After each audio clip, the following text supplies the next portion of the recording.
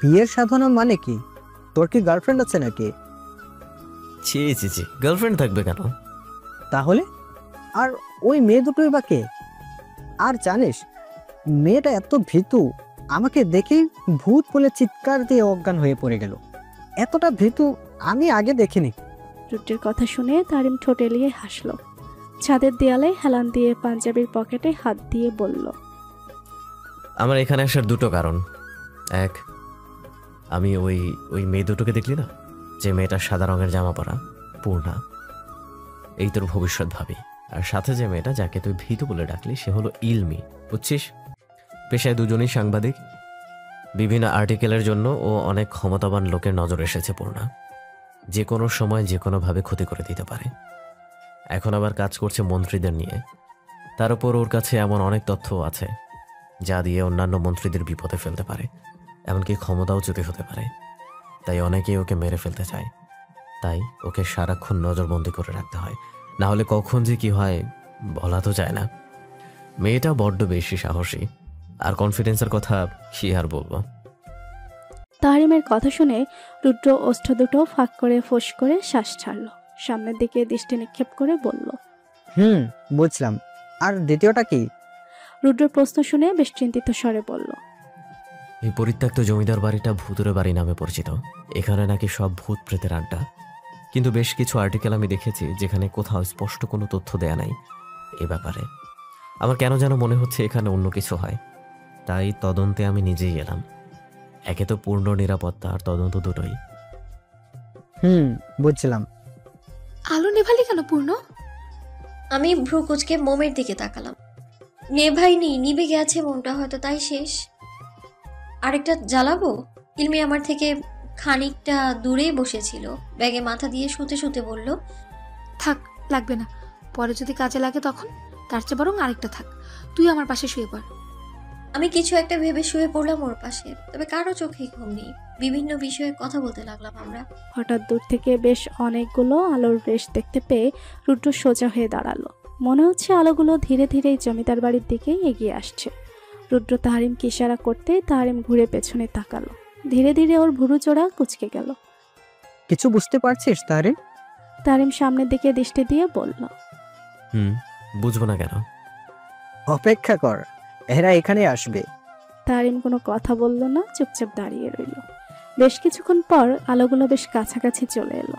কিছু মশাল আর torch light হাতে প্রায় 15 থেকে 16 জন দাঁড়িয়ে আছে জমিদার বাড়ির ঠিক সদর দরজার সামনে। ছাদ থেকে অনেকটাই স্পষ্ট দেখা যাচ্ছে সে জায়গাটা। অন্ধকারে কারো মুখে স্পষ্ট নয়, তবে এদের মাঝে কয়েকজনকে বেশ চেনা চেনা মনে হচ্ছে তাহরিমের। তবে যাদের অনুমান করেছে তারা যদি হয়ে থাকে তবে জব বেশ একটা কুলো পাবে সে। লোকগুলো সদর দরজা খুলে ভেতরে ঢুকলো। এদের মাঝে একজন বেশ মাতব্বারি করছে। তারিম বুঝতে পারলো এই লোকটাই মনে হয় এদের বস হয়তো। তবে এই লোকটাকেই যেন সবচেয়ে বেশি চেনা চেনা মনে হচ্ছে। তাহরিম দাঁড়িয়ে দেখছে আসলে এরা কারা, কি করছেটা কি। গেট খোলার আওয়াজ পেয়ে ধরফর করে উঠলাম আমি আর ইলু। দুজনের দিকে তাকিয়ে উঠে দাঁড়ালাম। আমি ধীর পায়ে এগিয়ে গেলাম দরজাটার দিকে। উদ্দেশ্য দরজার ফাঁক দিয়ে দেখার চেষ্টা করা কি হচ্ছে বাইরে। বেশ অনেক লোকজন দেখে অবাক হলাম আমি। এত রাতে এরা এখানে কেন? আমি দেখতে দেখতেই লোকগুলো দোতলায় উঠে গেল। আমি ব্যাগ থেকে ক্যামেরাটা কাঁধে তুলে নিয়ে ইলুর হাত ধরে বাইরে আসলাম। আমার কাঁধে আমার ব্যাগ আর ইলুর কাঁধে ইলুর ব্যাগ। উদ্দেশ্য কোনো প্রমাণ জোগাড় করা আর যত তাড়াতাড়ি সম্ভব পালিয়ে যাওয়া। এতক্ষণে এতটুকু বুঝতে পারছি যে এরাই আসলে এখানকার নাম করা ভূতের ছদ্মবেশধারী মানুষজন। আমি নিঃশব্দে সিঁড়ি বেয়ে উপরে উঠলাম। আমার পেছনে পেছনে ইলুও উঠলো। আলোটা দোতলার সেই ঘর থেকেই আসছে, সাথে লোকগুলোর কথাও ভেসে আসছে। আমি ক্যামেরাতে ভিডিও অন করে ধীরে ধীরে এগিয়ে গেলাম সেই দিকে। পেছনে আসছে ইলু, ওর হাতে ওর ক্যামেরা। বাই এনি চান্স একটা নষ্ট হয়ে গেল, সব তো আর জলে যাবে, তাই সেফটির জন্য ও ভিডিও করছে। বস বেছে বেছে জব প্লেস একটা জায়গা বের করেছেন তো। পুলিশ কেন? এই জন্মে কেউ কখনো খুঁজেই পাইব না, আর কেউ তো আসবই না এখানে ভূতের বয়ে। বিপরীত দিকে ফিরে তাকা লোকটা হেসে উঠল। পেছন দিকে ফিরতে ফিরতে বলল, তোদের মতো গরু ছাগলের বুদ্ধি দিয়ে তো আর রাজনীতি করা যায় না। বুদ্ধি লাগে, বুদ্ধি। রাজনীতি করতে হলে বুদ্ধির সাথে কুবুদ্ধিরও প্রয়োজন আছে। বললেই চেয়ারে বসে পায়ের উপর পা তুলল। লোকটাকে দেখে আমি আর ইলু ভরকে গেলাম। সাদা রঙের পাঞ্জাবি পাজামা পরা, মাথায় টুপি আর গাল ভর্তি আধা পাকা দাড়ি। শাফিন নিয়াজি, তাহরিম তালুকদারের আগে উনিই ছিলেন এলাকার মন্ত্রী আর প্রভাবশালী ব্যক্তি। তবে এই বছর তাহরিম তালুকদারের জন্য ওনার ক্ষমতাচ্যুতি হয়, যার ফলে বেশ রাগ ওনার তাহরিম তালুকদারের উপর। বেশ ভালো মানুষ বলেই জানতো সবাই ওনাকে। এই তাহলে ওনার আসল রূপ? না, আর ভাবতেই পারছি না। সুন্নতি লেবাসের ভেতর এ কোন রূপ ওনার? বস, যে মালগুলো বন্দরে আসবে ওগুলো রিসিভ করতে কি আপনি যাবেন, নাকি আমাদের টেল গেলেই হবে? না রুস্তম, আমি যাব। প্রায় 1 কোটি টাকার মাদক আছে, কোনোভাবে যদি পুলিশ জানতে পারে তাহলে আর রক্ষা নাই। তোদের উপর এক্ষেত্রে ভরসা করতে পারছি না, তাই আমি যাব। মাদক কি সব এখানে আনবেন বস? না, মাটির নিচে চালান করবি। ইয়াবা, ফ্যান্সি ডিল আর প্রায় 70 লাখ টাকার বিদেশি মদে চালানে আমি আনছি। এগুলো বিক্রি করতে পারলে পরবর্তী চালানে 4 কোটির মতো আনবো, বুঝছোস? বলেই শাফিন মিয়াজি আধা পাকা দাড়ির মাঝে হাত বোলাতে লাগলো।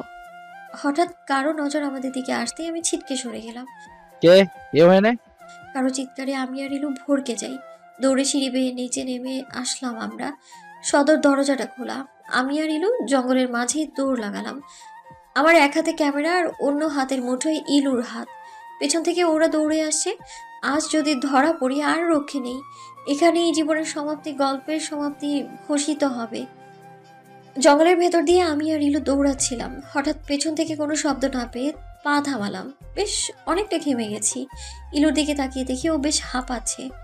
ম্যারাথন দৌড় দিছিস পূর্ণ? হ্যাঁ, এমন দৌড় আমি আমার বাপের জন্মেও দিইনি। আমি ব্যাগ থেকে পানি বের করতে করতে বললাম, এখনো কিন্তু আমরা সেফ না ইলু, কখন যেন আবার এখানেও চলে আসে। আমরা কিন্তু জঙ্গলের প্রায় অনেকটা ভেতরে, বের হবার রাস্তা খুঁজতে হবে। ইলু আমার কথা মনোযোগ দিয়ে শুনলো। আমার হাত থেকে পানির বোতল নিতে নিতে বলল, দাঁড়া, পানি খেয়ে একটু জিরিয়ে নি, তারপর বাকি সব। ইলু পানি খেয়ে বোতলটা আমার হাতে দিল। আমি একটু গলা ভিজিয়ে নিয়ে ব্যাগে রেখে দিলাম। হঠাৎ কিছু পাতার মর্মর শব্দে আমি আর ইলু চুপ হয়ে যাই। উঠে দাঁড়ালাম আমি। হঠাৎ কেউ একজন চিৎকার করে বলে উঠল, মজনুরে পাইছি। মায়াদের বেশি দূর যাইবার পারে নাই, এইখানেই আছে, ওই যে সামনে। বলতে বলতে কিছু লোক আমাদের কাছে আসতে নিলে আমি আর ইলু দুজন দুজনের দিকে তাকিয়ে ইশারা করতেই ইলু আর আমি দৌড় লাগালাম। কিন্তু হাতের বাঁধনটা কখন যেন ছুটে গেল, বুঝতেই পারিনি। আমি আর ইলু দুজন দুই দিকে চলে গেলাম। আমিও দৌড়াচ্ছি, ইলুও দৌড়াচ্ছে। দুজন দুই দিকে যাওয়ার ফলে লোকগুলো দুভাগে ভাগ হয়ে গেছে। কিছু লোক আমার পেছনে আর কিছু লোক ইলুর পেছনে। হঠাৎ পায়ে কাটার মতো কিছু ফুটলো। জুতোর উপর দিয়ে কিভাবে কাটা ফুটলো বুঝতেই পারলাম না। বড়ই গাছের চিকন ডালা মনে হচ্ছে। আমি কিছু চিন্তা না করে পা থেকে কাটা যুক্ত ডালাটা খুলে ছুঁড়ে ফেলে দিলাম। কিন্তু কোনোভাবেই যেন আর দৌড়াতে পারছি না, কষ্ট হচ্ছে ভীষণ। লোকগুলো মনে হচ্ছে কাছাকাছি চলে এসেছে। আমি খুঁড়িয়ে খুঁড়িয়ে দৌড়াচ্ছি। একটা বড় গাছের নিচে দিয়ে যাওয়ার সময় হঠাৎ একটা হাত আমায় হ্যাচকা টানে গাছের আড়ালে নিয়ে গেল। হঠাৎ এমন হয় বেশ ঘাবড়ে গেলাম আমি। আমার মুখ চেপে দাঁড়িয়ে আছে সে, যেন কথা বলতে না পারি। এদিকে ইলু দৌড়াতে দৌড়াতে হাঁপিয়ে গেছে। পেছনে তাকিয়ে দেখে লোকগুলো এখনো ওর পেছনে। ভীষণ ক্লান্ত লাগছে তার, আর সম্ভব নয়, এবার মনে হয় ধরাই পড়ে যাবে। হঠাৎ হাতে কারো স্পর্শ পেয়ে চমকে তাকালো সে। অন্ধকারে তেমন কিছু বোঝার না গেলেও সাদা রংটা খুব ভালোভাবেই বোঝা যাচ্ছে। ইলু খেয়াল করলো তার হাত চেপে দাঁড়িয়ে থাকা সাদা রঙের শার্ট পরা লোকটা। এদিক ওদিক তাকিয়ে উল্টো দিকে ঘুরে তার হাত হ্যাচকা টেনে দৌড় শুরু করলো। বেচারি ইলু কিছু বুঝে ওঠার আগেই যেন সবটা ঘটে গেছে। বেচারি পড়তে পড়তে বেঁচেছে। লোকটা দৌড়াচ্ছে আর ইলু অবাক দৃষ্টিতে তাকিয়ে আছে তার দিকে। মুখ বন্ধ করো আর তাড়াতাড়ি পা চালাও, গর্ধব মেয়ে, এক্ষুনি ধরা পড়ে যেতে। কথাটা কানে আসতেই ইলু মুখ বন্ধ করে দৌড়াতে দৌড়াতে বলল, আপনি কে? আর আপনি এভাবে দৌড়াচ্ছেন কেন? আপনাকে কি তাড়া করেছে ওরা? এটা বোঝার ক্ষমতা যদি তোমার থাকতো তাহলে তো ভালোই হতো। এখন কথা বলো না, আমার সাথে পা বাড়াও। দূরে কোথাও আলো দেখতে পেয়ে দীর্ঘশ্বাস ফেলল রুদ্র। নেহাত মেয়েটা বিপদে পড়েছে, নয়তো কোনো মেয়ের হাত ধরা সে তো ছায়াও তো মারত না। দৌড়াতে দৌড়াতে অনেকটা দূর চলে এসেছে রুদ্র আর ইলমি। আবাদাত তারা হাঁটছে ইটের রাস্তার উপর দিয়ে। আশেপাশে কোথাও কোনো বাড়ি নেই আর না দোকান। সে একটা বাতি দেখা গিয়েছিল, তাও ওটা পরিত্যক্ত ল্যাম্পপোস্ট। আপনি কে বললেন না তো? রুদ্র ইলুর কথার কেন উত্তর না দিয়ে সোজা হাঁটছে, যেন মনে হচ্ছে তার আশেপাশে মানুষ বলে কোনো শব্দই নেই। এলো ভুরু কুচকে এক পলক রুদ্রর দিকে তাকিয়ে বলল, আপনি কি রোবট? এবার রুদ্র ঘাড় ঘুরিয়ে এলোর দিকে তাকালো। হ্যাঁ, না মানে আপনি রোবটের মতো সোজা হাঁটছেন তো, আর কোনো কথাও বলছেন না, যেন রোবট। আচ্ছা, রোবটদের কি নির্দিষ্ট পরিমাণ শব্দ সেট করে দেয় নাকি, যেন তারা সেই পরিমাণ থেকে এক অক্ষরও বেশি বলতে না পারে? আপনি জানেন? রুদ্র তাও কোনো কথা বলছে না, যেন কথা বললেই দুনিয়া ধ্বংস হয়ে যাবে এমন ভাব। রুদ্রকে পাত্তা না দিয়ে এলু বলতে লাগলো, এখানে আমাকে এনেছেন কেন? হায়, পুনোটাও যে কোথায় না জেনে ওরে ধরেই ফেলেছে নাকি। ছাতার মোবাইলেও নেট নেই। ঠিক এই জন্যই না বাংলাদেশ আমার পছন্দ না। যেখানে বিশ্বের অন্যান্য দেশগুলো 7G ইন্টারনেট ব্যবহার করছে, সেখানে বাংলাদেশ 4G, আর তাও যদি সব জায়গায় পাওয়া যেত। রাস্তা যদি 4G থাকে, বাড়িতে থাকে 3G, বেডরুমে 2G, আর খাটের ওপর ইনসার্ট সি।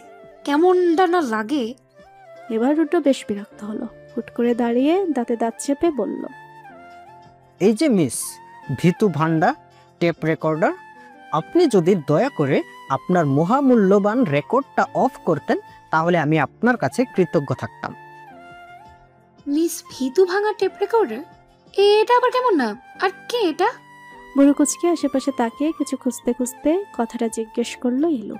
এখন রুদ্রের নিজের কপাল দেয়ালে ঠুকতে ইচ্ছে করছে। কোন পাবে যে এই সেন্টিমেন্টালকে সাহায্য করতে এসেছিল। এদিকে লোকগুলো এসে এদিক ওদিক তাকিয়ে খুঁজতে খুঁজতে চলে গেল। আমি চোখ মুখ কুচকে দাঁড়িয়ে আছি। লোকগুলো চলে যেতেই সে আমার মুখটা ছেড়ে দিল। আমার মুখ ছাড়তেই আমি দীর্ঘশ্বাস ফেললাম। আপনি কি মানুষ? এত জোরে কেউ ধরে? আর একটু হলে হার্ট অ্যাটাক করতাম আমি। আমার কথার প্রেক্ষিতে সে কিছুক্ষণ চুপ থেকে নির্বিকার ভঙ্গিতে বলল, তোমাকে এখন আমার থাপড়াতে ইচ্ছে করছে। কষিয়ে দুটো দেই, বেশি না, মাত্র দুটোই। কেন? এমনি আমার ইচ্ছে। কেন মন্ত্রী সাহেব, আমি কি করলাম? আমার কথা শুনে উনি বেশ হকচকিয়ে গেলেন। সাথে সাথেই মুখে হাত দিয়ে দেখলেন মাস্ক ঠিক আছে কিনা। না, সব তো ঠিকই আছে। তাহলে এত ঘাবড়ানোর কিছু নেই মন্ত্রী তাহরিম তালুকদার, আপনার মাস্ক ঠিকই আছে। ইনফ্যাক্ট পারফিউমের গন্ধটাও চেঞ্জ। তবে কি বলুন তো, সাংবাদিক হতে হলে বুদ্ধি থাকতে হয়। আমি এত বেশি বুদ্ধি সম্পন্ন মানুষ না হলেও ঘটে কিছুটা বুদ্ধি আছে আমার। বেস্ট ইনভেস্টিগেটর হিসেবে আমার নাম আছে, তাই মানুষ চিনতে আমার খুব একটা ভুল হয় না। আমার কথা শুনে উনি হালকা শব্দ করে হেসে উঠল। মাস্ক খুলতে খুলতে বলল, বাহ, বেশ বুদ্ধি তোমার মিস মিফতাহুল পূর্ণা, আমি ইমপ্রেসড। ওনার কথা শুনে আমি মুখ বাঁকিয়ে বিড়বিড় করে বললাম, ঘোড়ার ডিমে ইমপ্রেসড। উনি আমার কথা শুনে হাসলেন, তবে কিছু না বলে পকেটে হাত ঢুকিয়ে ফোন বের করে ফ্ল্যাশ লাইটটা অন করলেন। হঠাৎ আমার হাত ধরে গাছের শিকড়ে বসিয়ে উনি নিচে বসে আমার ডান পাটা ওনার পায়ের উপর রেখে পায়ের নিচটা দেখতে লাগলেন। ঘটনাটা এত তাড়াতাড়ি হলো যে কিছু বলার আগেই ঝড়ের বেগে কাজটা করে চলেছেন উনি। আমি পাটা সরাতে সরাতে কিছু বলতে যাব, আমি কিছু বলার আগেই উনি আমার পাটা চাপ দিয়ে ধরে দাঁতে দাঁত চেপে বললেন, ডন্ট, যা করতে চাচ্ছ তা করলে খবর আছে। আর কোনো কথা আমার কানে আসলে কোলে তুলে ঠাস করে নিচে ফেলে দেব।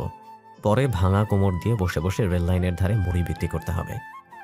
উনি বেশ খানিকক্ষণ আমার পাটা ভালোভাবে দেখে বললেন, কাটা নেই, তবে রক্ত পড়েছে, আর বেশ খানিকটা কেটে গেছে। রক্ত পড়া যদিও এখন বন্ধ হয়ে গেছে। পানির বোতলটা দাও। কানে শুনতে পাও না? পানির বোতল দিতে বললাম। আমি কিছু না বলে পানির বোতলটা বের করে দিলাম।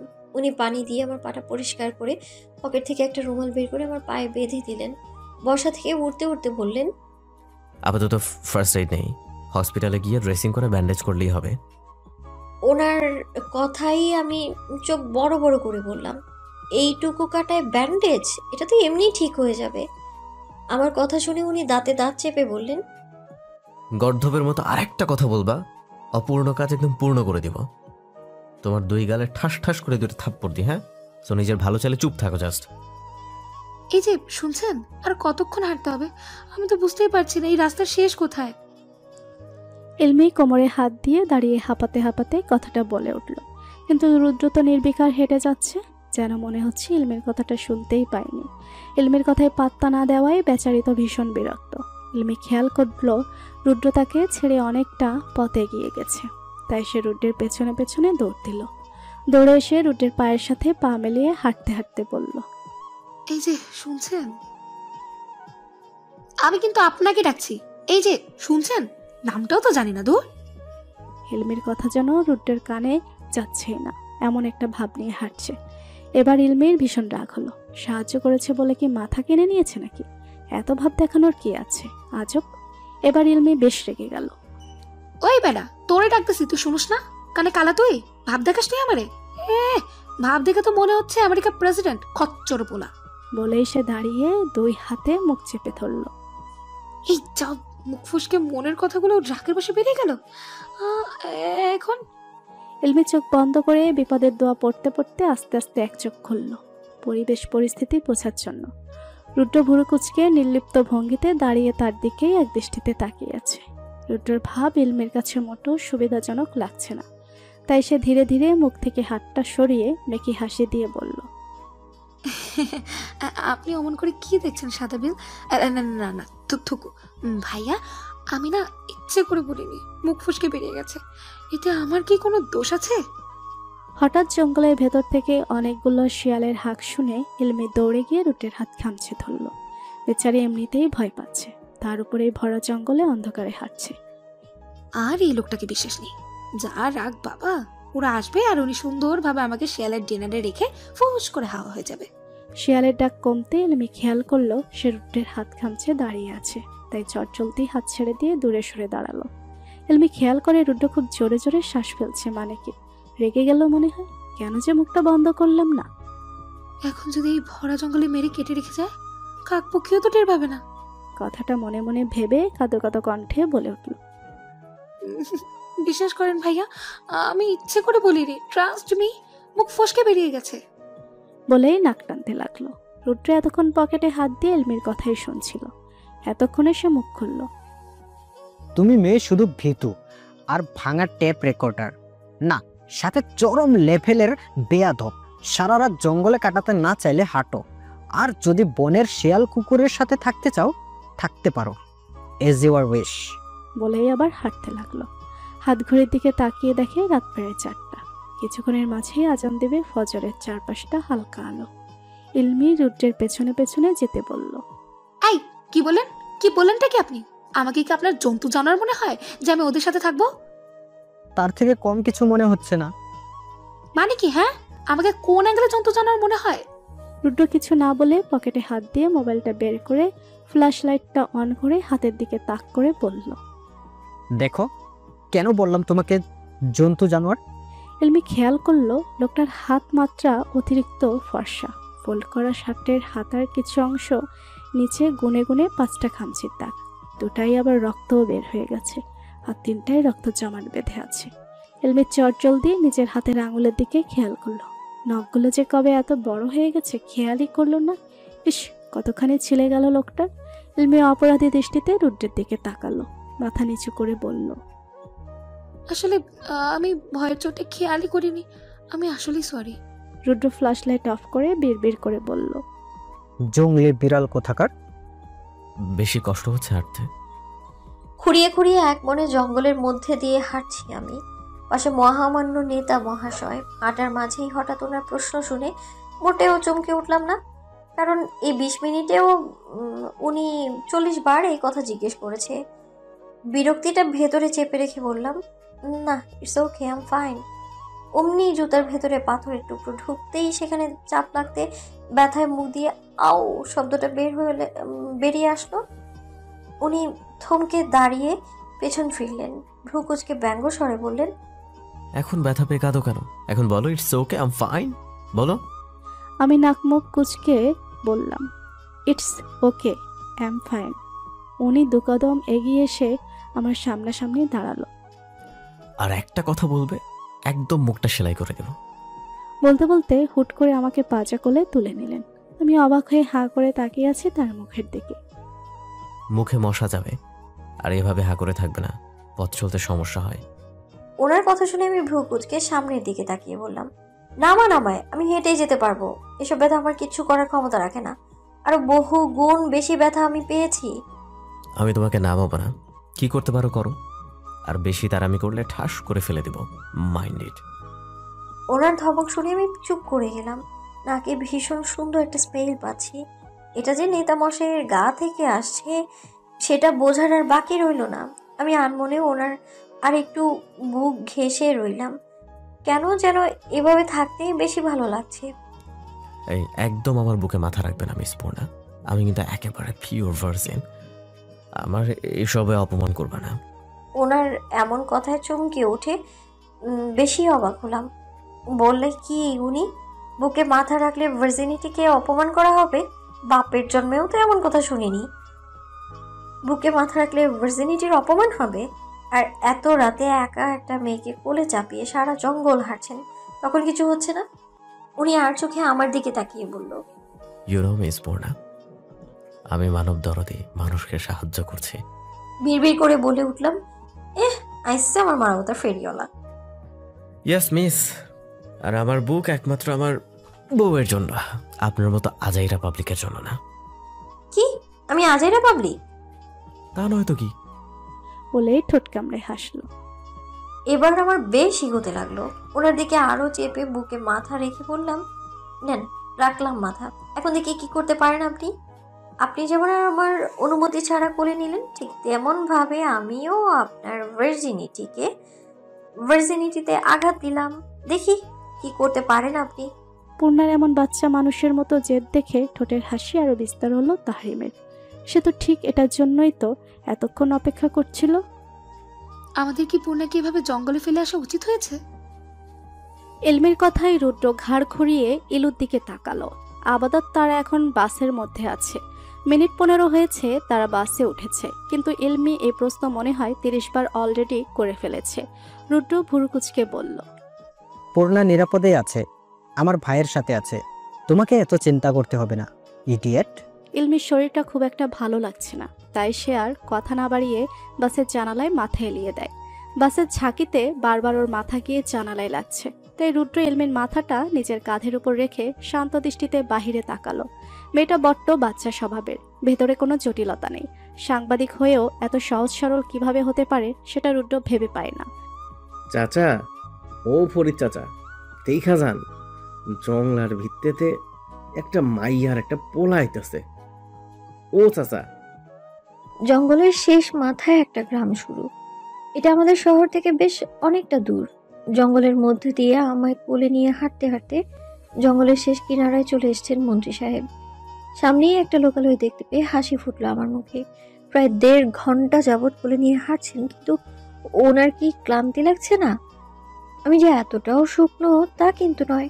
ওজন তো মাশাআল্লাহ অনেক, কিন্তু ওনাকে দেখে তো মনে হচ্ছে না সে এতটা পথ কাউকে কোলে নিয়ে হেঁটে এসেছে। এসব ভাবতে ভাবতেই হঠাৎ কারো চিৎকার শুনে থমকে যাই আমি। একটা বছর 22 কি 23-এর ছেলে আমাদের দিকে তাকিয়ে কাউকে ডাকছে।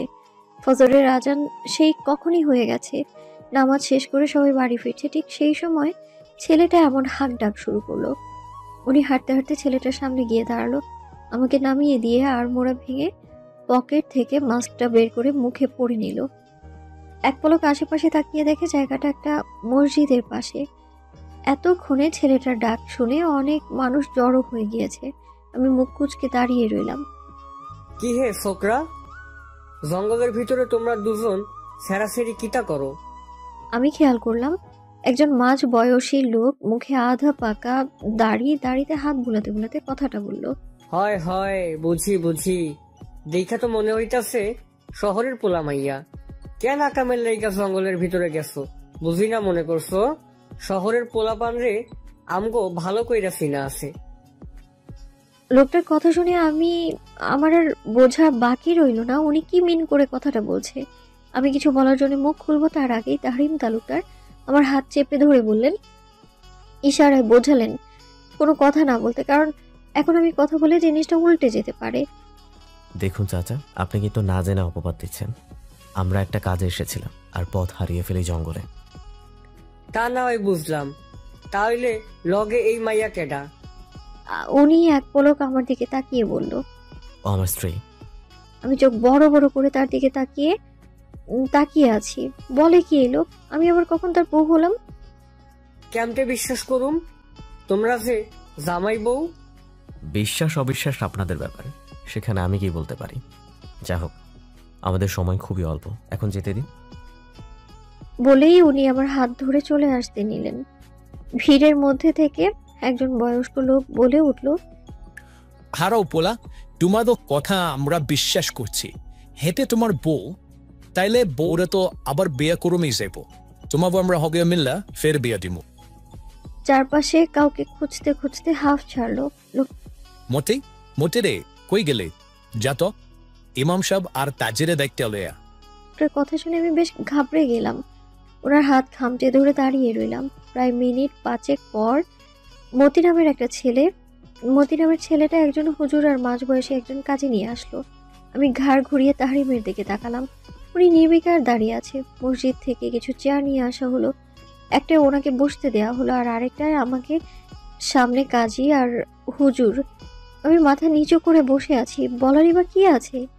এক পলক তাহরিমের দিকে তাকালাম। লোকটার মুখে কোনো প্রকার কোনো এক্সপ্রেশন দেখা যাচ্ছে না। ওরা যে কাজটা করছে ওটাতে আদৌ কি তার মত আছে? উনি কেনই বা মেনে নেবেন? একটা এতিম মেয়েকে নিজের বউ হিসেবে মানার কোনো প্রশ্নই আসে না। নেহাত চাপে পড়ে বিপাকে পড়ে বিয়েটা করছে। কাজী সাহেব রেজিস্টার খাতায় নাম তুলছে। আমার দিকে তাকিয়ে বলল, মা, তোমার নাম কি? পূর্ণা। ইলুর মিফতাহুল পূর্ণা। তোমার বাবার নাম? কাজী সাহেবের কথা শুনে আমি খানিকটা চিন্তা করে বললাম, আমি এতিম, বাবা মা নেই, এতিমখানায় মানুষ আমি। ও আচ্ছা, ঠিক আছে। এবার কাজী ওনার নাম পরিচয় নিলেন। সবকিছু লেখা শেষে উনি খাতাটাও ওনার দিকে এগিয়ে দিয়ে বলল, নাও বাবা, এইখানটায় সাইন করো। উনি এক পলক আমার দিকে তাকিয়ে সাইন করে দিলেন। এবার কাজী সাহেব রেজিস্টার খাতাটা আমার দিকে এগিয়ে দিলেন সাইন করে দেওয়ার জন্য। আমি খাতা আর কলম নিয়ে সাইন করতে গিয়েও থেমে গেলাম। এটা তো আমার জীবনের সবচেয়ে গুরুত্বপূর্ণ সিদ্ধান্ত। আজকের দিকটা তো অন্যরকম হলেও পারতো। আমার এক পাশে মা, আরেক পাশে বাবার থাকার কথা ছিল, কিন্তু আজ তো কেউ নেই হাতে হাত রেখে ভরসা দেওয়ার মতো। এসব চিন্তা করার মাঝে দিয়েই হঠাৎ হাতে কারো স্পর্শ টের পেলাম। চোখ তুলে হাতের মালিকের দিকে তাকালাম। উনি আমার হাতে হাত রেখে ভরসা দিচ্ছেন। আমার চোখ জলে টইটুম্বুর, তবুও গড়িয়ে পড়তে দিলাম না। এক হাত দিয়ে চোখটা আলতো হাতে মুছে সাইন করে দিলাম। এবার মৌলভী সাহেব বিয়ে পড়ানো শুরু করলো। প্রথমে ওনাকে কবুল বলতে বলল, উনিও সুন্দরভাবে কবুল বলে দিল। তারপর ঘাড় ঘুরিয়ে আমার দিকে তাকিয়ে বলল সবগুলো কথা। বলো মা, কবুল। তারপর বলল, আমি খানিকক্ষণ চুপই থেকেই বললাম, কবুল। বিয়ের কার্যক্রম শেষ। সবাই আলহামদুলিল্লাহ বলে শুকরিয়া আদায় করলো। আমি ঠিক একইভাবে পাথরের মতো বসে আছি। চারপাশে কিছুই যেন কানে আসছে না আমার। ভেতর থেকে শুধু একটা কথাই শোনা যাচ্ছে, পূর্ণ, তোর বিয়ে হয়ে গেছে। তুই এখন কারো অর্ধাঙ্গিনী, কারো বিয়ে করা বউ। তোরও এখন আপন মানুষ হয়েছে। তুই বিবাহিত পূর্ণ। নাও ইউ আর ম্যারিড পূর্ণ। আপনি চিন্তা করবেন না mister Tahrim Talukdar, divorce letter খুব তাড়াতাড়ি পৌঁছে যাবে আপনার কাছে। খুব ধীরে ধীরে কথাটা বলে পুনরায় বাসের জানালায় মাথা ঠেকালাম। এক দৃষ্টিতে বাইরের দিকে তাকিয়ে আছি। কিছুক্ষণ নীরবতা পালন করার পর তাহরিম তালুকদার একটু নড়ে চড়ে বসলেন। আমি ঘাড় ঘুরিয়ে তার দিকে তাকালাম। আমার দৃষ্টি লক্ষ্য করে তিনি হয়তো হাসলেন, যা তার চোখই জানান দিচ্ছে। হাসি দিলে ওনার চোখ কুঁচকে যায়। ফর্সা মুখে কেন জানি না এই জিনিস ভীষণ ভালো লাগে। উনি হাসলে ভীষণ সুন্দর লাগে ওনাকে। হাসিতে ওনার মুখের বাঁকা দাঁতটা দেখতেও বেশ লাগে। আমাকে পর্যবেক্ষণ করা শেষ হলে বলবে, কেমন? আমি হকচকিয়ে উঠলাম। দ্রুত চোখ সরিয়ে পাশ ফিরে তাকালাম।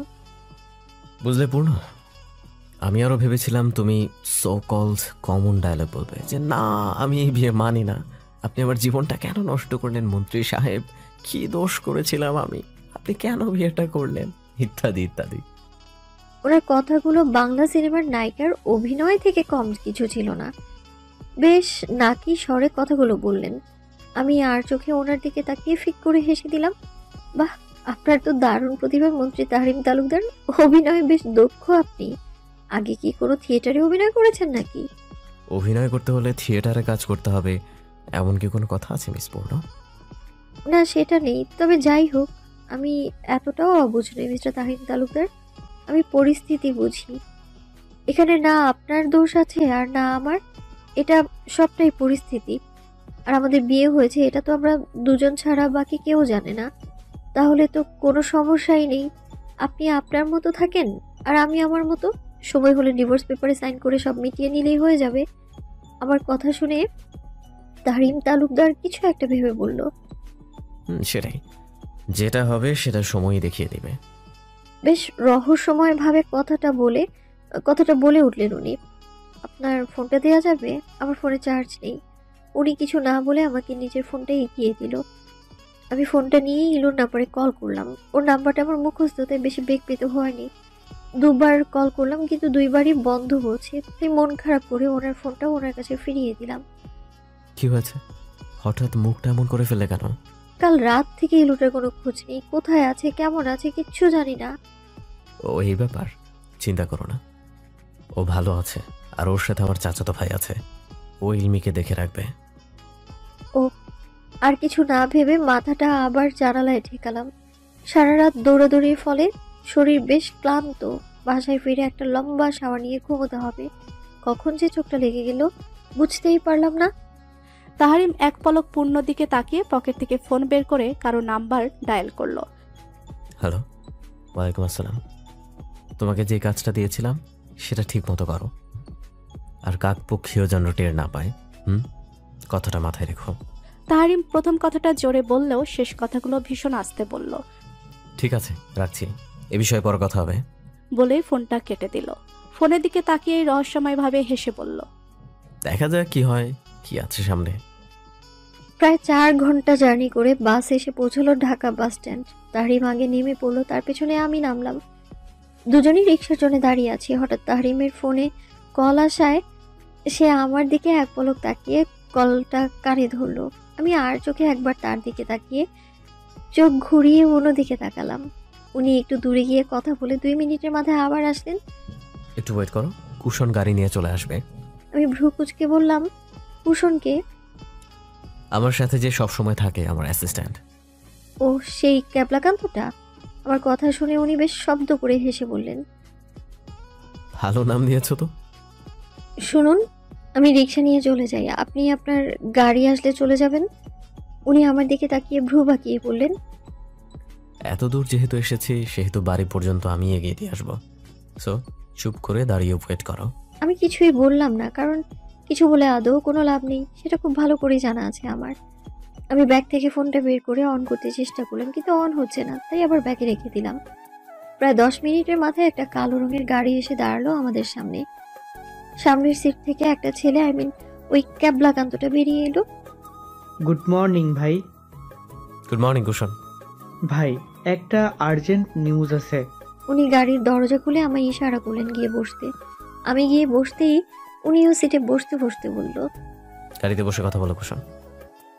কুশন গাড়ির সামনের সিটে বসে ডোর লক করে বলতে লাগলো, আসলে ভাই, কে বা কারা কাজটা করেছে সেটা বলতে পারছি না, তবে আপনার বিয়ের খবরটা পুরো শহরে ছড়িয়ে পড়েছে। বলেই কুশন চুপ করে গেল। এতক্ষণ এদের কথায় আমি তেমন একটা পাত্তা না দিলেও এবার আমি বেশ চমকে উঠি। কি বলে, কিভাবে সম্ভব? কি বলছো কি ক্যাবলাকান্ত, কুশন? এটা কিভাবে সম্ভব? আমাদের তো ওখানে কেউ চিনতই না। তাহলে? আমার কথা শুনে কুশন লুকিং মিরর দিয়ে আমার দিকে তাকিয়ে বলল, আসলে ম্যাম, কে বা কারা করেছে সেটা তো এখনো জানি না, বের করতে পারিনি। তবে সকাল থেকে সকল নিউজ চ্যানেল, সকাল খবরের হেডলাইন হয়ে গেছে আপনার আর ভাইয়ের বিয়ের খবর। ইনফ্যাক্ট এরা এটাও বলেছে যে আপনার সাথে নাকি ভাইয়ের গোপনে প্রেম ছিল এবং আপনারা কাউকে না জানিয়ে লুকিয়ে বিয়ে করে সংসার করছেন। হোয়াট? বানিয়ে বানিয়ে নিউজ বানালেই হলো নাকি? এই প্রথম মিডিয়ার লোকদের উপর আমার চরমভাবে রাগ উঠছে। কি সব উল্টাপাল্টা কথা বলছে। হঠাৎ তাহরিম তালুকদার বলে উঠল, ভাগ্যিস সংসার পর্যন্ত টিকে গেছে। যদি বলতো গোপনে বাচ্চাও আছে 3-4টা, তাহলেও তো আমার ভার্জিনিটির অপমান হতো। এই টেনশনের সময় ওনার এমন আজাইরা কথা শুনে আমার গা যেন জ্বলে উঠল। আমি রাগান্বিত চোখে তার দিকে তাকাতেই উনি ইনোসেন্ট মুখ করে মোবাইল গোতানো শুরু করলো, যেন এই মুহূর্তে উনি কিছুই বলেননি। হঠাৎ ওনার ফোন আসায় উনি ফোনের স্ক্রিনে তাকিয়ে মুচকি হাসলেন। ফোনটা লাউড স্পিকারে দিয়ে বললেন, hello my dear father, what's up boy? তোর হোয়াটসঅ্যাপ আর ইমো অ্যাপের গোষ্ঠী ষষ্ঠী পুজো করবো, আয় তুই বাড়িতে। বেয়াদব ছেলে।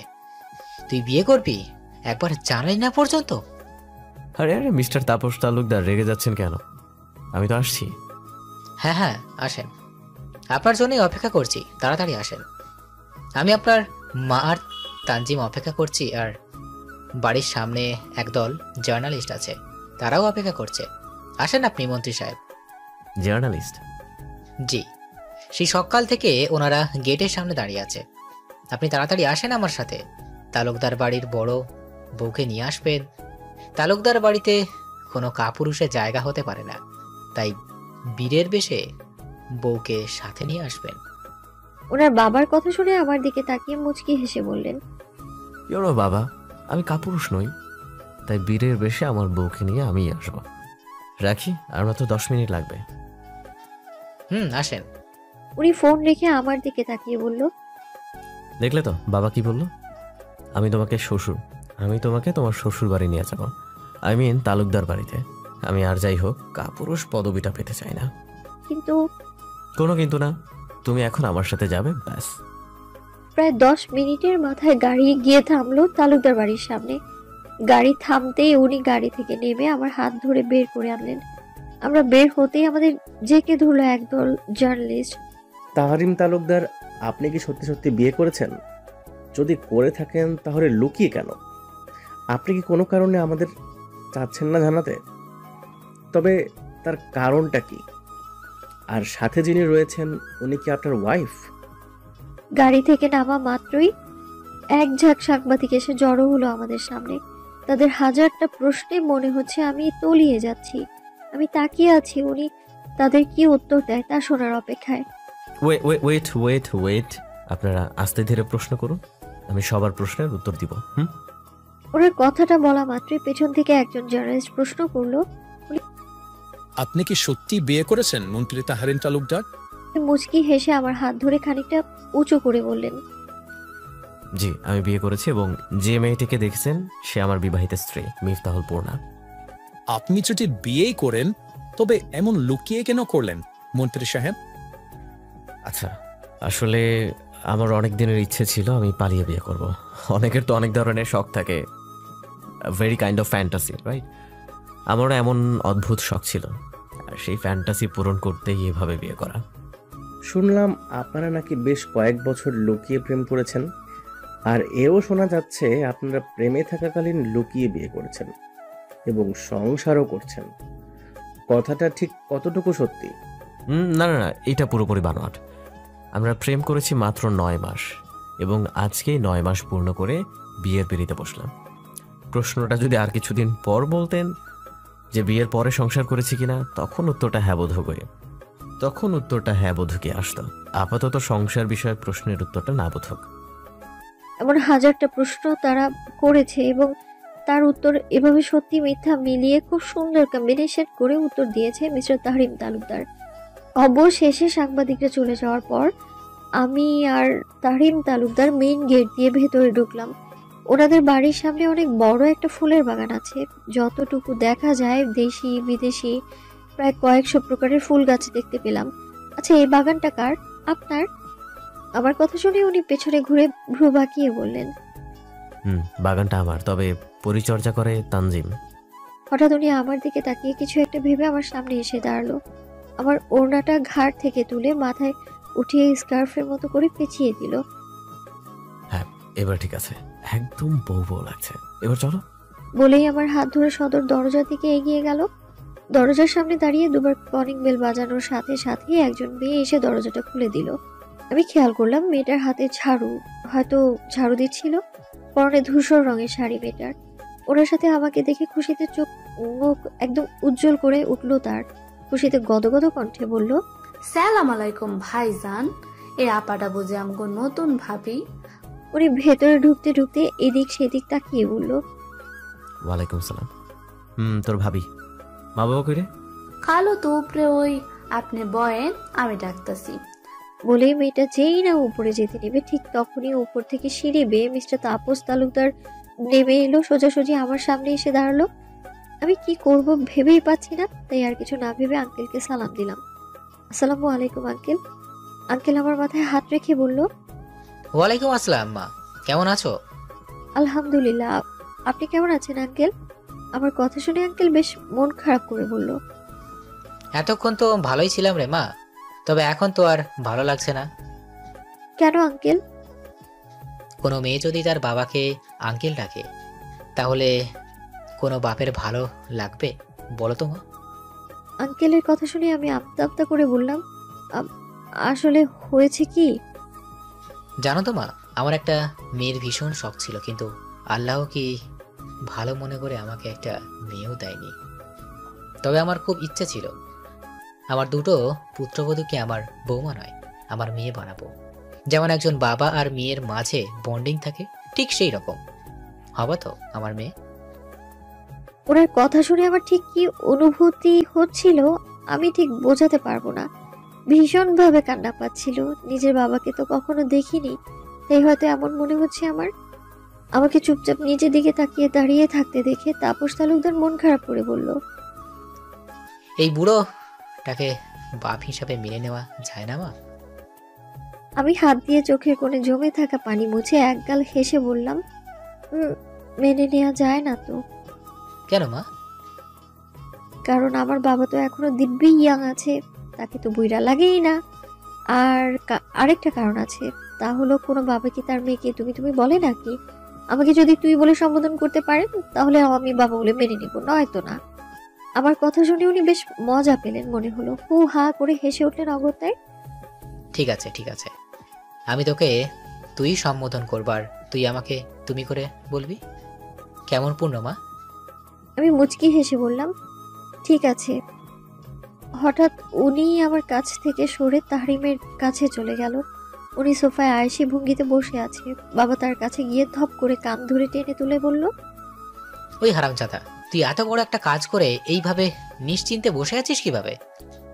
উফ, আউচ! বাবা কাম ছাড়ো, মাত্রই আসলাম, অত্যাচার শুরু করে দিছো, তাও বাড়িতে নতুন মানুষের সামনে। ইজ্জতটা পাঞ্চার করো না তো। বাবা ওনার কান ছাড়তে ছাড়তে বলল, ঠিক আছে, এবারের মতো মাফ করে দিলাম। একমাত্র আমার মেয়ের কথা চিন্তা করে, নয়তো আজকে তোর একদিন ছিল কি আমার একদিন লাগতো। উনি কান ডলতে ডলতে বললেন, আচ্ছা বুঝছি বুঝছি, মা কই? বাবা হেসে সোফায় গা হেলাতে হেলাতে বললেন, তোর মা আর বাঁদরটা কোথায় যেন গিয়েছে, আমাকে কি আর বলে যায় নাকি? আমি তো পুরান হয়ে গেছি, তাই আর ভালো লাগে না। কার কাকে ভালো লাগে না শুনি একটু। হঠাৎ কারো কণ্ঠ শুনতে পেয়ে সবাই পেছনে ফিরে সদর দরজার দিকে তাকালাম। তানজিম দাঁড়িয়ে আছে, হাতে বেশ অনেকগুলো শপিং ব্যাগ। পাশে দাঁড়িয়ে আছে মিসেস তালুকদার। হোয়াটসঅ্যাপ ভাবি, তুমি জানো তোমাকে যেদিন প্রথম দেখলাম সেদিনই তোমাকে আমার ভালো লেগেছিল। আমি নিজেই ভেবে রেখেছিলাম আমার একমাত্র ভাইয়ের বউ আমি তোমাকেই বানাবো। দেখছো, আল্লাহ আমার কথা শুনে ফেলছে, সেই তোমাকে আমার ওয়ান অ্যান্ড অনলি ভাবি বানিয়ে দিল। তানজিম আমার দিকে এগিয়ে এসে একটা হাসি দিয়ে বলল। তানজিমের কথা শুনে আমি মুচকি হাসলাম। খুব বেশি বাচ্চা স্বভাবের ছেলেটা। তাহারিম, তুমি পূর্ণাকে নিয়ে রুমে যাও, ফ্রেশ হও, রেস্ট নাও, পরে এই বিষয় নিয়ে কথা বলবো। এখন সবাই রুমে যাও। মিসেস তালুকদার বেশ গম্ভীর কণ্ঠে কথাটা বলে গটগট পায়ে সিঁড়ি বেয়ে নিজের রুমে চলে গেল। ওনার যাওয়ার দিকে তাকিয়ে ধীরে ধীরে সবাই যার যার রুমে চলে গেল। তাহরিম, কাজটাকে তুই ঠিক করলি? কখনো যদি পূর্ণা জানতে পারে এই সকল কিছুর মাস্টার মাইন্ড তুই, সব কিছুর পিছনে তোর হাত, তাহলে ক্ষমা করতে পারবে তো তোকে? রুদ্রের কথায় খানিকটা নড়ে চড়ে দাঁড়ালো তাহারিম। শুভ্র রঙের টি শার্ট গায়ে, ধূসর রঙের ট্রাউজার পরে ছাদের এক কোণে দাঁড়িয়ে আকাশের দিকে মুখ করে বুকের উপর দুহাত গুজে এক মনে আকাশের দিকে তাকিয়েছিল সে। হঠাৎ পেছন থেকে রুদ্রের কণ্ঠ শুনতে পেয়ে ঘাড় ঘুরিয়ে পেছনে তাকালো। শুভ্র রঙের টি শার্ট আর ব্ল্যাক ট্রাউজার পরে পকেটে হাত দিয়ে ভুরু কুচকে তাহরিমের দিকেই তাকিয়ে আছে। তাহরিম হাসলো, তবে কোনো উত্তর করল না। তাহরিমের কাছ থেকে আশানুরূপ উত্তর না পেয়ে খানিকটা এগিয়ে গেল রুদ্র। ছাদের রেলিংয়ের ভর দিয়ে উঠে বসলো রেলিংয়ের উপর। কি হয়েছে তোর? তাহরিম সামনের দিকে দৃষ্টি নিবদ্ধ রেখেই ছোট করে বলল, বিকেলের আকাশটা খুব সুন্দর, তাই না রুদ্র? তুই কি কথা ঘোরাচ্ছিস তাহরিম? জিজ্ঞেস করলাম কি হয়েছে, তুই আমাকে কি উত্তর দিস? হ্যাঁ, কিছু না। পূর্ণ কোথায়? ঘুমাচ্ছে। কিছুক্ষণ নীরব থেকে মনে মনে প্রশ্নের প্যাটার্ন সাজালো রুদ্র। প্রশ্ন সাজানো শেষে গলা ছেড়ে বলল, তোদের বিয়ের খবরটা তুই ছড়িয়েছিস তাই না? তাহরিমের সাবলীল উত্তর। রুদ্র হয়তো এত সহজে স্বীকারোক্তি আশা করেনি, তাই কিছুটা থম মেরে বসে থেকে বলল, আমার তো মনে হচ্ছে তোদের বিয়ের কাজটাও প্রি প্ল্যানিং। তাহরিম আর চোখে রুদ্রের দিকে তাকালো। রুদ্রের উৎসুক দৃষ্টি তাহরিমের চোখ এড়ালো না। সে ভুরু বাঁকিয়ে হাসল। তোর কি মনে হয় কাজটা কি আমার? 100%। তাহলে ধরতেই পারিস কাজটা আমার। কিন্তু কেন? তুই ভালো করে জানিস রুদ্র, তাহরিম তালুকদার কারণ ছাড়া কোনো কাজ করে না। আমি যা করেছি তার পেছনে অবশ্যই একটা ইম্পর্টেন্ট রিজন আছে। হ্যাঁ, সেটাই তো জানতে চাচ্ছি, কি কারণে তুই এই কাজ করেছিস? প্রথমত পূর্ণার সেফটি, আর দ্বিতীয়ত ভালোবাসা। রুদ্রের ভুরু কুচকাল। তুই কি শিওর তুই পূর্ণকে ভালোবাসিস, নাকি কয়েকদিন পর তোর এই ভালোবাসা হাওয়া হয়ে যাবে? যদি কাউকে দেখার পর হৃদস্পন্দন ক্ষণিকের জন্য থমকে যায়, তাকে দেখতে না পেয়ে যদি ধীরে ধীরে শ্বাসকষ্ট রোগটা দিনকে দিন বাড়তে থাকে, মাঝরাতে হঠাৎ ঘুম ভেঙে যায়, যদি তাকে দেখার তীব্র বাসনা জাগে, চোখের ঘুমগুলো অকাতরে বিলীন হয়ে যায়, তার কথা চিন্তা করে যদি এক একটা নির্ঘুম রাত অবলীলায় পার করা যায়, এই লক্ষণগুলোকে যদি ভালোবাসা মনে হয় তোর, তাহলে আমিও বলবো আই ইন লাভ। বাহ, বেশ বলেছিস তো। এখন তো আমার মনে হচ্ছে তোর মন্ত্রীগিরি ছেড়ে কবি হওয়া দরকার। তাহরিম হাসে। রুদ্র লাফ দিয়ে রেলিং থেকে নেমে তাহরিমের দিকে কিছুক্ষণ তাকিয়ে ঠোঁট কামড়ে হেসে বলল, তো বিয়ে তো করেই নিলি, বাসরটাকে সাজানোর ব্যবস্থা করব ভাইজান। তাহরিম ঘাড় বেঁকিয়ে আর চোখে রুদ্রের দিকে তাকালো। এই, আমার বাসর নিয়ে তোরা তো মাথা ব্যথা কেন? নিজে তো এখন বুড়ো হয়ে যাচ্ছিস, বিয়ে দিয়ে কিছু করছিস না, আবার কথা বলিস। হ্যাঁ, নির্লজ্জ ছেলে। রুদ্র অবাক হলো, ভীষণ রকম অবাক হলো। তুই কাকে নির্লজ্জ বলছিস তাহরিম? নির্লজ্জের জন্য যদি কেউ অস্কার পেত, তাহলে নিঃসন্দেহে প্রাইজটা তুই পেতি। সন্ধ্যা হয়ে যাচ্ছে, নিচে চল। বলে গটগট পায়ে নিচে নেমে এলো তাহরিম। রুদ্র তাহরিমের চলে আসার দিকে তাকিয়ে ঠোঁট উল্টে দাঁড়িয়ে আছে। তাহরিমের কি কোনো কারণে মন খারাপ, নাকি কোনো বিষয় নিয়ে চিন্তিত, আর নাকি আমাকে অ্যাভয়েড করলো? এই সন্ধ্যায় একা একা ছাদে দাঁড়িয়ে থাকা ভালো না, পেতনি ধরে। তাড়াতাড়ি নিচে নেমে আয় রুদ্র। নিচ থেকে তাহরিমের কণ্ঠ শুনতে পেয়ে দ্রুত পা চালালো রুদ্র। এর ব্যবহার দেখে মনে হয় এর সাথে সবসময় আমি আঠার মতো লেগে থাকি। মধ্য দিয়ে যে 6টা বছর আমরা আলাদা ছিলাম, মনে হয় ভুলে গেছে। এই ছেলের থেকে যে আমি বয়সে কত বড় সেটা বোমালুম ভুলে যায়। দোয়ানার সম্মানও দেয় না বেদ্যপ ছেলে। সেই দুপুরে খাওয়া দাওয়া শেষ করে এসে বিছানায় গা এলিয়ে দেওয়া মাত্রই এক রাশ ঘুম এসে চোখে ভর করেছিল। চোখ দুটো বন্ধ হতেই আর কিছুই টের পাইনি। ঘুম ভাঙতেই কানে ভেসে এলো আজানের ধ্বনি। ভ্রু কুচকে বোঝার চেষ্টা করলাম এটা কোন ওয়াক্তের আজান। বাইরে অনেকটা অন্ধকার হয়ে গেছে, মাগরিবের আজান। শোয়া থেকে উঠে বসলাম, এমন সময় দরজা ঠেলে রুমে প্রবেশ করতে করতে তাহরিম বলল, গুড মর্নিং। গুড বলতে গিয়েও আটকে গেলাম। ভ্রু কুচকে তাকালাম ওনার দিকে। এই ভর সন্ধেবেলা আপনার কোন অ্যাঙ্গেলে মর্নিং মনে হচ্ছে? উনি রিডিং টেবিলে ধাক্কা দিয়ে দাঁড়াতে দাঁড়াতে বললেন, তুমি যা ঘুম দিয়েছিলে, কেউ রাতের বেলাও এত ঘুম ঘুমায় না। তো আপনার এতে কি সমস্যা? আমি কুম্ভকর্ণের মতো 6 মাস ঘুমালেও আমার আফসোস মিটবে না, সেখানে এটা তো কম সময়। সে যাই হোক, আপনি এই রুমে কি করেন? হ্যাঁ হ্যাঁ, সেটাই। তুমি তো আবার কুম্ভকর্ণের যমজ বোন, মিল তো থাকবেই। আর আমার রুমে আমি আসবো না তো কে আসবে শুনি? আমি চোখ বড় বড় করে বললাম, এটা আপনার রুম? তা নয় তো কি, আমার বাড়িতে আমার রুম থাকবে, এটাই তো স্বাভাবিক। আমি কিছু একটা চিন্তা করে বললাম, কিন্তু তানজিম যে আমাকে এই রুমে নিয়ে এসে বললো এটা আমার রুম। আমার কথা শুনে উনি ঠোঁট টিপে হেসে বললেন, খারাপ কি বলেছে? ভালোই তো বলতো। যেহেতু আমি তোমাকে বিয়ে করেছি, সেহেতু তুমি আমার বিয়ে করা বউ, আর বউ তার স্বামীর ঘরে থাকবে, এটাই তো স্বাভাবিক। আমি কথাটা শুনে কিছুক্ষণ চিন্তা করে বললাম, আপনি কোথায় থাকবেন এখন? কেন আমার রুমে? তাহলে আমি কোথায় থাকবো? কেন এই রুমে? আমি কিছু বললাম না, আমার মাথায় চলছে অন্য চিন্তা। তাই কিছু না বলে ফ্রেশ হতে চলে গেলাম। ফ্রেশ হয়ে বেরিয়ে দেখি রুমে কেউ নেই। তাই কাজ না থাকায় এই রুমটাই ভালোভাবে পর্যবেক্ষণ করেছিলাম। রুমটা বেশ অনেকটাই বড়। রুমের এক পাশে সোফা, তার পাশেই একটা ডিভান। একটা রিডিং টেবিল, সেখানে বেশ অনেকগুলো মোটা মোটা ইংরেজি বই, হয়তো মন্ত্রী সাহেব পড়েন।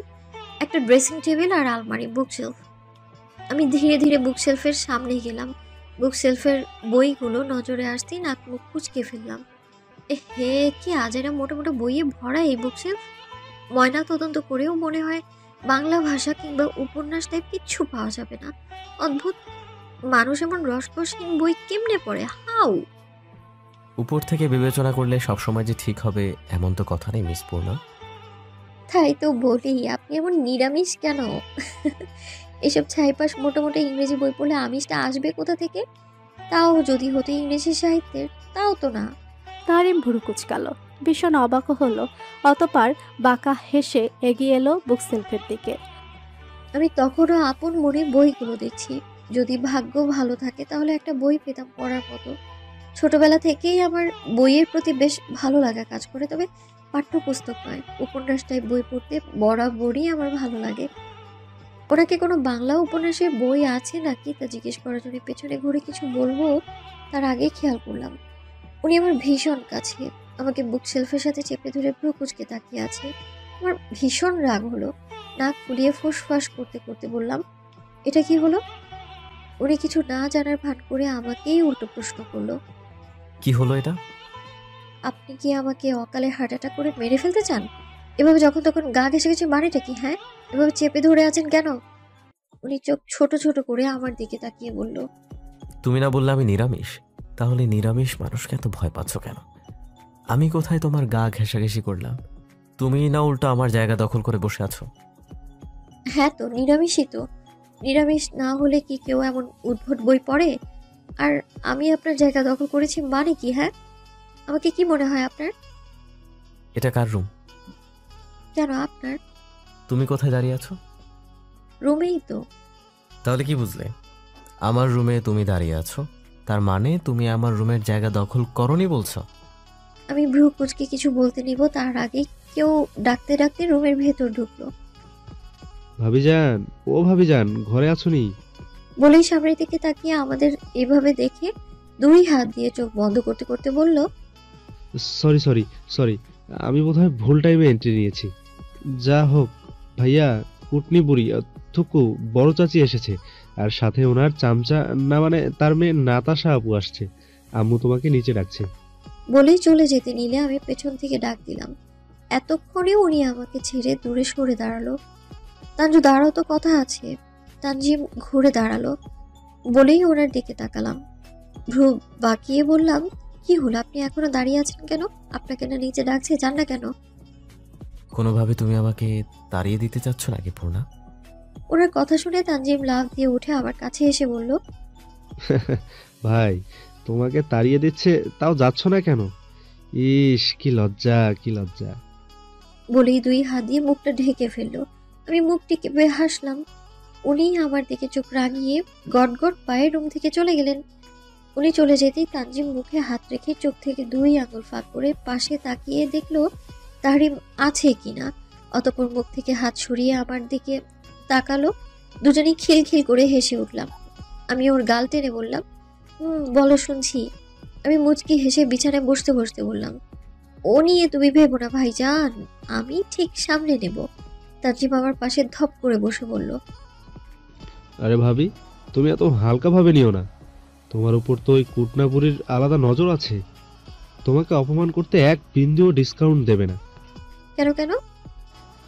আরে বুঝলা না, চাচি চেয়েছিল ওই নাতাশা বাতাসার এই তালুকদার বাড়ির বড় বউ করতে, কিন্তু ভাইয়ার তো এক কথা, সে ওই ঢঙ্গিকে বিয়ে করবে না, আর চাচিও ছাড়বার পাত্রী না। এখন যখন শুনেছে ভাইয়া বিয়ে করে ফেলেছে, অমনি চলে এলো কুটনামি করতে। এক্ষুনি তোমার ডাক পড়বে, দেখো। ওকে, দেখা যাক। আজ পর্যন্ত বোনাকে অপমান করে কেউ পার পায়নি, আজও পাবে না। দেখো কি হয়। অমনি ফুল এসে আমায় বলল, ভাবি যান, খালাম্মা আপনারে নিচে যাইতে কইছে।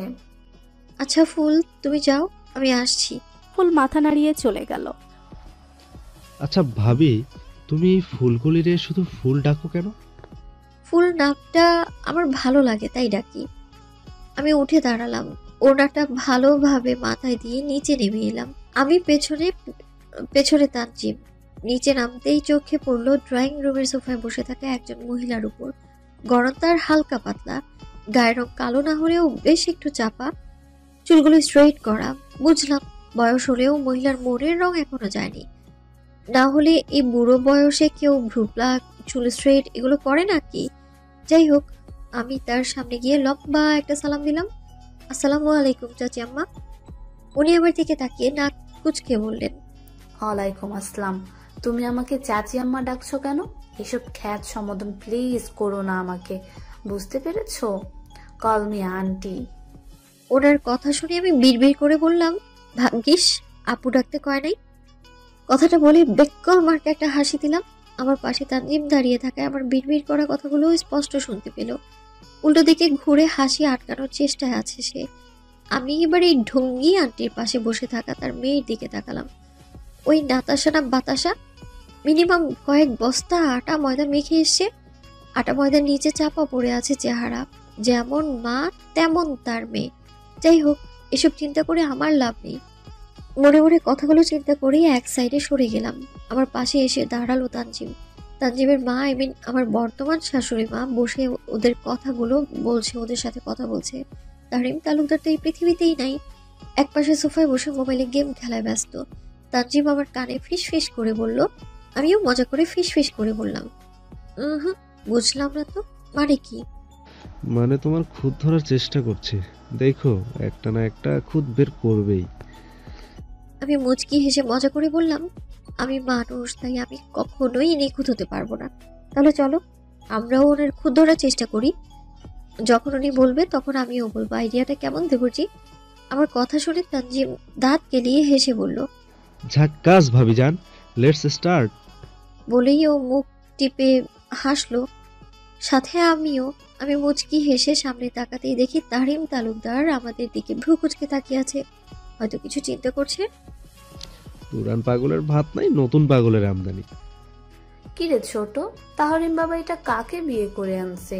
না আছে রূপে আর না আছে গুণে, দেখতে পুরা হিন্দু দেবী মা কালীর মতো। আদব কয়দাও তো মনে হয় না আছে। আর দেখতো আমার মেয়ে নাতাশাকে, দেখতে যেমন মাশাআল্লাহ, গুণেও তেমন। এক কথায় রূপে লক্ষ্মী আর গুণে সরস্বতী। তারিম বেশ অনেকক্ষণ আগেই উঠে নিজের রুমে চলে গেছে। রান্নাঘর থেকে চা নিয়ে আসতে আসতে কথাটা কানে ঠেকলো আমার। আমি সেকেন্ডের জন্য থমকে গেলাম। পরবর্তীতে মুচকি হেসে ওনাদের সামনে গিয়ে টি টেবিলের ট্রেটা রেখে উঠে দাঁড়িয়ে বড় চাচি, মানে ওই আন্টিকে উদ্দেশ্য করে বললাম, আপনি ঠিকই বলেছেন চাচি আম্মা। Sorry aunty. কি বলুন তো, ছোটবেলা থেকে শুনে আসছি মায়ের গুণে মেয়ে হয়, আর আপনি তো আমার চাচি, মানে মায়ের মতো, তাই আমিও আপনার মতোই হয়েছি। এই যে দেখুন, আপনার গায়ের রং আর আমার গায়ের রঙে কোনো পার্থক্য থাকলেও কিছুটা তো মিলে যায়। কিছুটা খেয়াল করে। এমা আন্টি, আপনি তো দেখা যায় আমার থেকেও বেশি কালো। আমি তো তাও ব্রাউন ব্রাউন শেড আসে, আর আপনার তো ব্ল্যাক অ্যান্ড ব্ল্যাক। বলেই মুখ টিপে হাসলাম। আমার কথা শুনে উনি বড় বড় চোখ করে আমার দিকে তাকিয়ে আছে, যেন এই মুহূর্তে আমার মুখ থেকে এমন কিছু শুনবে বলে কল্পনাও করেনি। আমি ঘাড় ঘুরিয়ে তানজিমের দিকে তাকালাম। ও আমার দিকে তাকিয়ে মুখ টিপে হাসছে। আর কি যেন বললেন, আপনার মেয়ে বাতাসা? চাচি আমার দিকে বড় বড় চোখ করে তাকালে আমি ব্যাককেও আমাকে একটা হাসি দিয়ে বললাম, সরি নাতাশা।